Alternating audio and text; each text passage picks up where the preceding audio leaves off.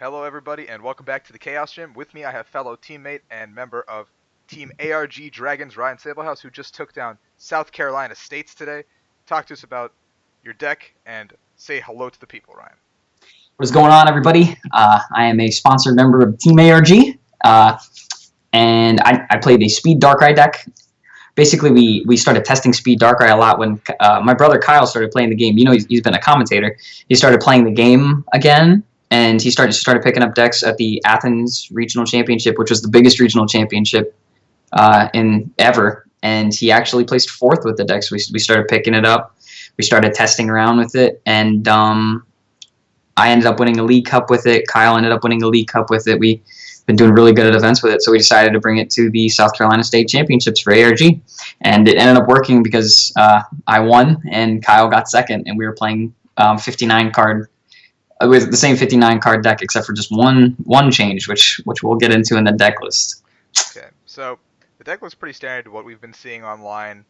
It looks very similar to a lot of the other builds that have been doing well. I understand the majority of the deck is probably same across the board when you try to build it, but a couple of the key inclusions that you had that I think other people didn't have. We'll start with the stadium count. Why did you go with 2 parallel, 1 lab? I've seen lists play Reverse Valley over lab. I've seen lists play Reverse Valley over parallel. Talk to us a little bit about that.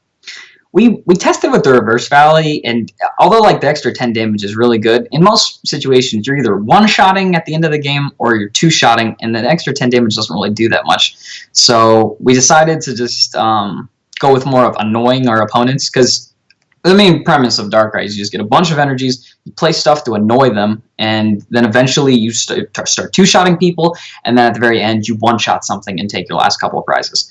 So I decided to go with 2 parallels because when we got there, I heard that there was going to be a couple of Rayquazas, a Gardevoir, and I heard there was going to be a couple of other Speed Dark decks, and just locking your opponent to three Pokemon on their bench with Parallel City is really good in almost every deck that I just mentioned. And then I was gonna go with 2 Silent Lab because that was the deck I was playing. I was playing 2 Silent Lab and 1 Parallel, but I decided to switch it at the last second just because I saw a couple of Gardevoir decks and I just wanted to play it safe, and I wanted to just make sure I lock them to 3 and just make sure that they can't, after they discard all the Pokemon, then they would play a Hoopa, then they go grab Shaman's, and then go grab blah blah blah blah blah. So I wanted to stop all that, the Parallel City, and it ended up working. So. Okay, makes sense. Now we'll go into the tech supporters of the deck. You had 1 Hex, 1 Olympia, and 1 Flare Grunt. Talk to us about why those were the 3 you chose as opposed to the plethora of other options laid upon you. Yeah, there are a couple of other options. There's people are playing Delinquent, people are playing Pokemon Center Lady, a couple of other things. That was the 1 card change actually that me and Kyle switched. Kyle plays Pokemon Center Lady. I switched it for an Olympia because since we're playing the 3 Fighting Fury Belt version, it makes it hard to switch attackers sometimes. Sometimes you don't have, you want to heal, and you also want to play, to switch out attackers to make sure that they survive if they're, they've already been hit by an attack and they're about to get 2-shot. So Olympia did both of those things. It did 30, and it let me bring up another Darkrai to start attacking. Pokemon Center Lady is good, but it doesn't let you switch. You need an escape rope to go with it, and you can't really do, you have to have both of them in your hand at the same time, which is a little tough. I decided to go with the Flare Grunt.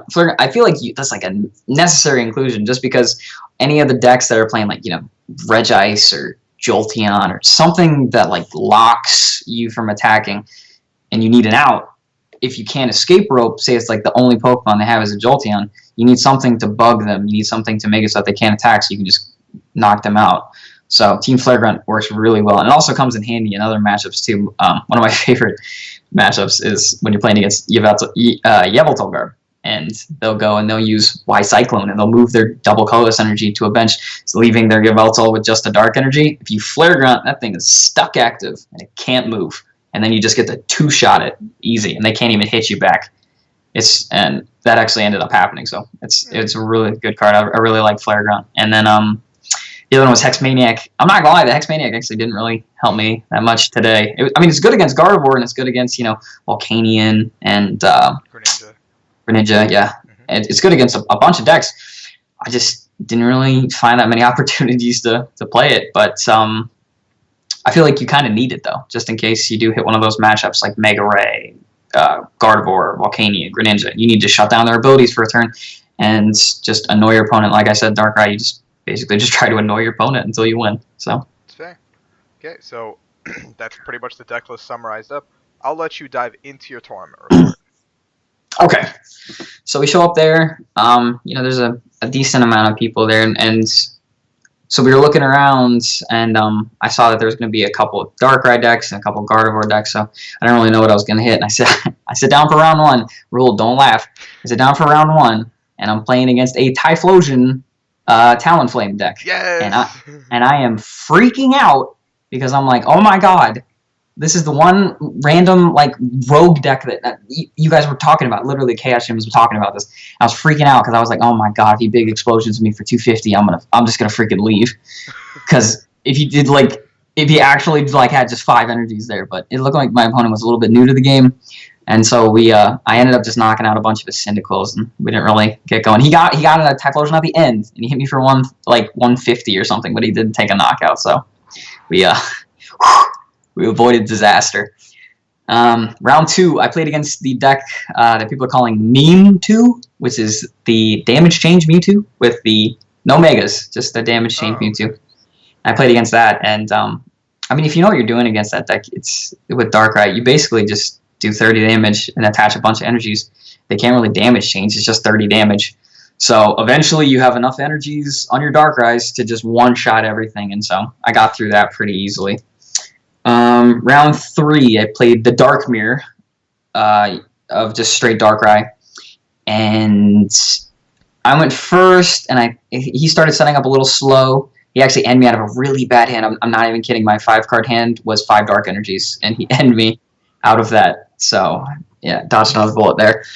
And then we ended up, he just couldn't get going. He just couldn't hit energies, and he missed a couple of max elixirs, and I ended up taking that game. You should have given your energy. I know, for real, dude. I had 5 in my hand. Oh my gosh. I was so like, oh. All right. And then round 4, I'm 3-0 at this point. And I'm like, okay, just need an ID. And then we'll get him. I offer an ID to my opponent. My opponent says no. He says he wants to play it out. So he's playing Gardevoir. So we end up, I guess he thought, I have resistance. I can do fine. And what he didn't know, I have resistance too. My Darkrai's are resistant to him. So it ended up a pretty clean sweep. He started Rattata, and it just went more downhill from there. He shamaned 3 times, and then I parallel locked him, so he's got freaking 3 shamans on the board. And it did not go very well for him. So I ended up taking that game. And then round 5, this is another funny one. Round 5, I'm playing against Yveltal. My brother at this point is 2-2. He's trying to make it in, and he's trying to squeeze into the top 8, because we checked and we saw that two of the 3-2s are going to make it. And his resistance is pretty good. So I go and I sit down for my round 5 against Yveltal, and I play it out, and I beat him very quickly.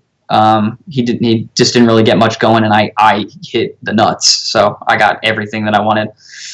And then Kyle looks over at me, and, gives me a sign that he's he's winning. So I was like, okay. So I just look at my opponent. I'm like, hey, I know I just won, but I'm going to say that you won.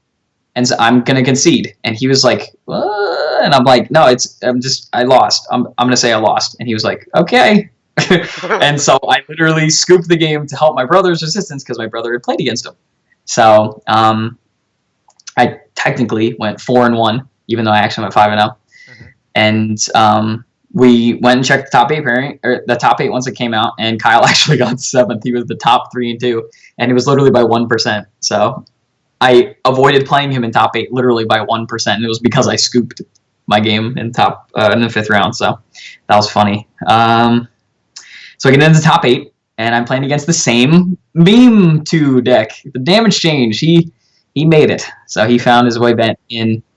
And like I said, I kind of know how to play that matchup. You just attack with a baby Yveltal until you get going. And he also didn't draw very well, so sure. I won that in top 8. Top 4, I played against Vespiquen Substrika. I played against my friend Evan.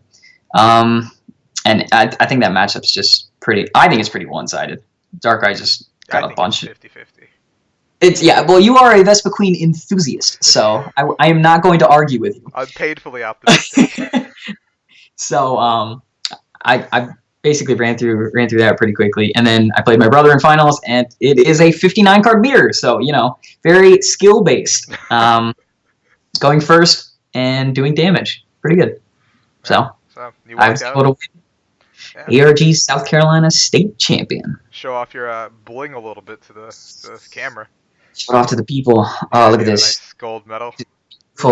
Beautiful medal. Okay, now also, I'm not even kidding. The prizes were sick for this event. For it's $25 to get in. People have been complaining, saying it's a little too much. But okay, I got this awesome medal. I got 30 packs of Sun and Moon, which I pulled like a Primarina GX and a Incineroar GX, and then I pulled a Secret Rare Psychic Energy. So not bad. Pretty good. I also got this card, which gives me a free entry into another Circuit Series event for ARG. So all I have to do is go in there. Yeah, and I thought that was pretty cool. I got invited to the ARG Summer State Championships. Or no, the ARG Summer Invitational, like the one that happened in Florida. Yes. The big one. Yeah. Yep, I got that. And then my champion playmat. Ooh. Which is very pretty. Very pretty. I love it. Yeah, and that was what I got. It was a really fun tournament. It was run pretty well. It was pretty laid back too, actually, and got a lot of prizes for it. I think it was, for everyone saying like, oh, don't go to these things. They cost too much money to get in. I'm like, I got 30 packs. It's a lot for $25 and all this cool stuff. Like, it's very cool. Mm-hmm. Yeah, I mean, to be fair, a lot of the people who were complaining ended up going, so. Yeah. And it's downtime anyway. Yeah, we're not doing there's no League Cups. But everyone loves Pokemon. So yeah. Thank you for being here. I'll leave the floor to you for a little bit to do any plugs, any shout outs, whatever you want to do. Okay. Let's get ready. So definitely a shout out to Team ARG, obviously. I am one of their sponsored players, so go to the ARG Facebook page, the Team ARG Pro Team, Team ARG YouTube. Go and check those out. They just opened, what was it, like 5,000 packs of Sun and Moon? 21 boxes, oh, I want to say. God, that's so... And I don't know about you, but I'm an addict when it comes to opening packs. So, for real, I can actually sit there and just watch that. I watched for like 4 hours of that. It's so... Dude, and it's like, it's something to put on in the background. It's awesome. All right, and so those are going to be up. Go and check those out. The Team ARG Twitch page. They got a couple of games going. Andrew Mahone goes on there, and he plays some games. He opens some packs. Go and check out the Twitch page, the YouTube page, the Facebook page. Go and check out everything Team ARG. They're just, they're bringing in tournaments. They're bringing in cool stuff. They got awesome prizes. Just go and check it out. Yeah. And obviously, check out more of the Chaos Gym videos. They are here. They have a bunch of cool videos. Rahul's a pretty cool guy. So, Sometimes. Sometimes I'm just spicy. Yeah. I mean, that's all you need sometimes. And spice. You will be catching both of us in Anaheim coming up, so be sure to say hi to either of us for regionals. And yeah, thank you so much for being on here, Ryan. No problem. Hey, thanks for having me.